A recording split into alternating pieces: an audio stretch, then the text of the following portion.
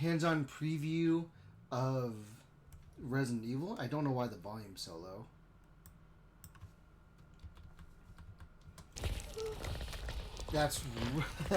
We're in front of his teeth. That's great. That's good to know. Why are we looking at her teeth? Is this first-person perspective?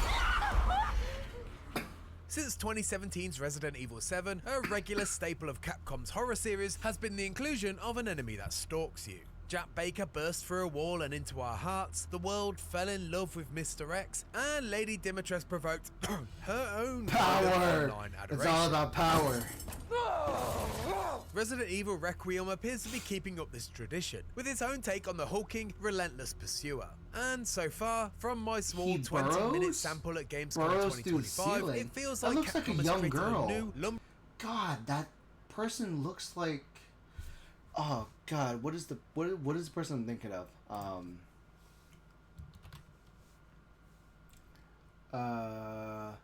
Resident Evil 1 enemies.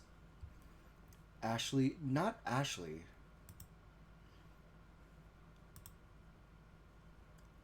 This one.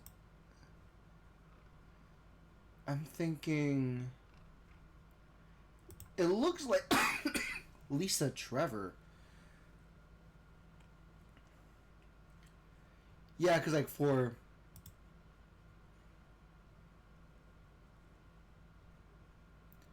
Yeah, because like for whatever reason, what I'm looking at right now, it looks a lot like... hold on, not that one. Nope.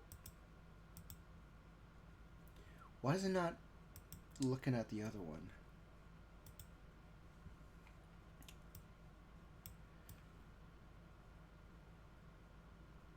But it looks like Lisa, if you looked up Lisa Trevor, that is what this enemy would look like.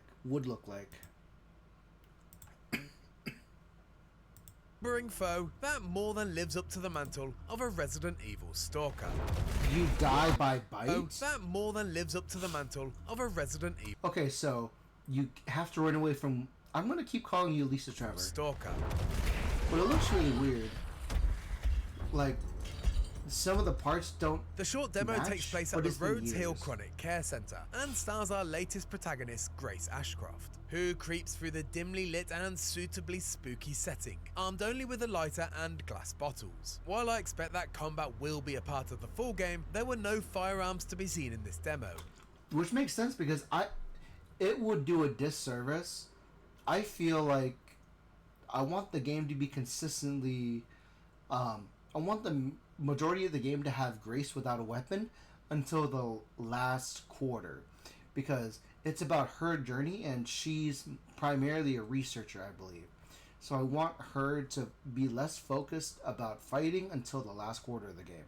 So there's an inherent emphasis on caution while creeping around the clinic's handful of rooms and single long connecting hallway. And if you think that sounds like an incredibly small location to explore, well, you're right. My sample of Requiem lacked any real kind of exploration and was largely a task of collecting item A to open item B, which allowed you to get item C and so forth. That looks like a problem if you... All sounds simple enough, right? Well, in classic survival horror fashion, your uneasy confidence is quickly jump-scared out of existence upon the arrival of the as-yet unnamed stalker enemy. After Grace discovers a lifeless zombie, or infected in her words, a hulking claw lurches into frame to manhandle the corpse. Okay.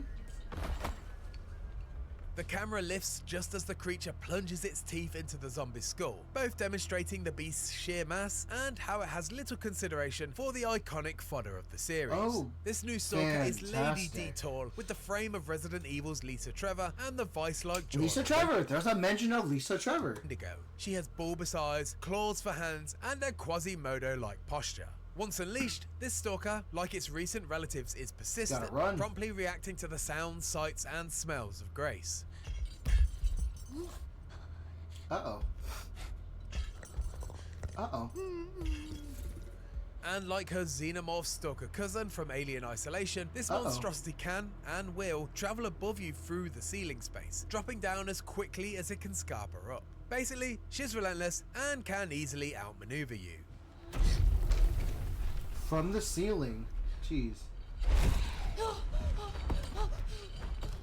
You gotta run. Fortunately, there are a few tools in Grace's arsenal that can help you survive though. The first being the aforementioned glass bottle. As you might expect, they're primarily used as a distraction tool, drawing the stalker's attention to the other end of the hallway and buying you time to slip past. It can also, in theory, be used as a weapon, although I'm not sure I'd recommend it. As with most stalking enemies, you can't kill or even damage Grace's pursuer. Will that work? Perhaps Grace's most valuable weapon though, as you might have gathered by now, is sneaking. While crouching, you are afforded some moments of mercy as you take advantage of whatever small pockets of space you can find, be that under tables or behind corners. It's a useful skill, particularly in the nurse's station room, when drawing the attention of the beast is inevitable due to a scripted sequence. That is a scripted sequence. I don't want ads. About Japan. I want to go to Japan, but not like this. I've been to Japan's Amazon ads for a long time. It does, however, only buy you a moment to slip by, and even when you reach a safer spot, flicking open your lighter to illuminate the darkness will draw the stalker's attention back to you. Great! Keep as much as you wish, but your pursuer is always hot on your heels, no matter how carefully you tread.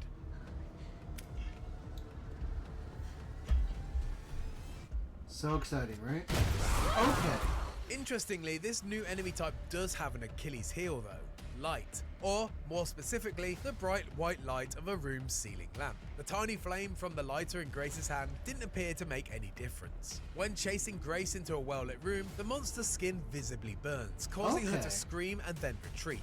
Not only does this put some of the power back into your hands, but it's also a nice interpretation of the rules of Resident Evil's safe rooms. If you've ever seen Mr. X's bizarre backpedaling when confronted with a safe room, you'll know this change is a welcome one, adding some well overdue logic to the classic gameplay trope that magically blocks a stalker from entering your safe haven.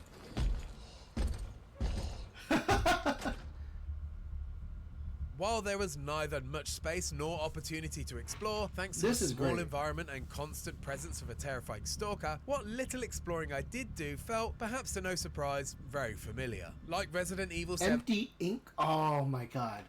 So you're telling me there's going to be other like challenge modes, one of them including empty, either easy mode with the ink ribbons not being used. You're going to have regular mode with a certain amount of ink ribbons, or you're going to be very difficult to where there's little to few ink ribbons available. In Village and the series in general, you're managing inventory slots, examining items, finding strange keys to unlock strange doors, and fitting fuses into circuit breakers. It's all very traditional, and fans of the series will feel completely at home. Key. The first-person perspective of the more recent mainline games also remains, and at the suggestion of both the developer and myself, offers you the ability to change perspectives to enhance the horror elements. The default is set to first person, but if you're squeamish, go to third perspective. You can change the setting from camera the optimal options. way to play a horror sequence like this one. However, following in line with the upgrade Capcom provided Resident Evil Village, you can also play Resident Evil Requiem from the classic third-person perspective. Your choice of camera can be changed on the fly in the menu anytime you wish, allowing you to freely switch and create a different kind of atmosphere. It's an interesting choice for a non-remake Resident Evil game, and certainly doesn't feel like an afterthought, even though it may cynically appear to be at first. I think I'll personally want to use third person just because we have to appreciate the details in each character provided, but I don't want to I personally don't want to experience Grace only in cutscenes, because either you give me both or none at all. Either you give me one, where like in Resident Evil 7 and 8, you get only the first person perspective as Ethan the entire time, and even when you turn into Chris, You still get the first perspective the entire time. But it made sense because Ethan was a faceless protagonist, even up to the very end of Resident Evil 8. I want, because we already see the model, we already see what Grace looks like, then we want to make sure we appreciate, you know? In a way that perhaps only a AAA budget game can, both viewpoints are extremely well designed, with moments tailored for each experience to maximise the player's fear. In first person, the Stalker looms larger and feels significantly more imposing, with the restricted field of vision allowing for scripted scares to have more impact. During the demo, you're forced to make some noise by moving a cart across the room to create a step to reach your next item of importance. With the more focused first-person viewpoint, mid-action you're treated to a giant, claw-shaped signifier of the beast's impending arrival scraping past the window. Hey, buddy. It's a panic-inducing moment, and one that loses its power when your hyper-specific point of view is opened up wide by a third-person camera. That's fair. Yeah, it does lose its charm, It's but clear, it's still though, scary that either way. Capcom is aware of this, and has made effort to maintain its scares despite your viewing preference. And in that short gameplay slice, that ethos was perfectly demonstrated. In first person, just after the Stalker's introduction, you simply turn around to smoothly run down a hallway as fast as you can, leaving the Stalker in your wake. And it's only the sounds of her shambling that follow that remind you that you're actually in danger. I can't run away. In third person, however, perspective-specific animations have Grace stumble and fall, building up the tension to make up for the reduced level of threat produced by the wider, vision-granting perspective. It's a lovely touch, and something I'm hoping to see a ton more of in the full game, hopefully providing ample amounts of horror despite your perspective preference. Hey! Help! My short playtime was such a small sample size of Resident Evil Requiem that it's very hard at this early stage to know whether ninth entry in the mainline series will fit in comparison to its predecessors. And that's assuming that this scenario in the demo will even feature in the full game at all. There's a chance it won't be featured? Interesting. Okay. Because if I remember correctly, the Resident Evil 7 demo, I believe, had certain scenes that weren't a part of it either. I think. Distinct possibility of this just being a bespoke demo, something that Capcom has prior experience in with Resident Evil 7's beginning hour. Yeah, because the beginning hour was a demo of an actual segment, but where you weren't the protagonist. But even if this is just a tonal example, it's very hard to not be excited for what horrors Resident Evil Requiem has in store for us when this unstoppable beast arrives in 2026. Hi, buddy. Nice chompers you got there. Was that your favorite treat? Oh, okay. And if you like that video and you want to learn more about Resident Evil Requiem, that was a good hands-on preview. I enjoyed it. I like the idea that there is a chance of it not being a true segment of the game, because who knows? Maybe she's hallucinating. Because there was also a scene somewhere where she was dragged into darkness, and then after that, you don't know what happens. So hopefully that's just a dream sequence. Otherwise, I want to see what happened to the rest of Raccoon City, because this is the remnants of Raccoon City where the nuke was dropped. So we won't know till we get there. Really exciting.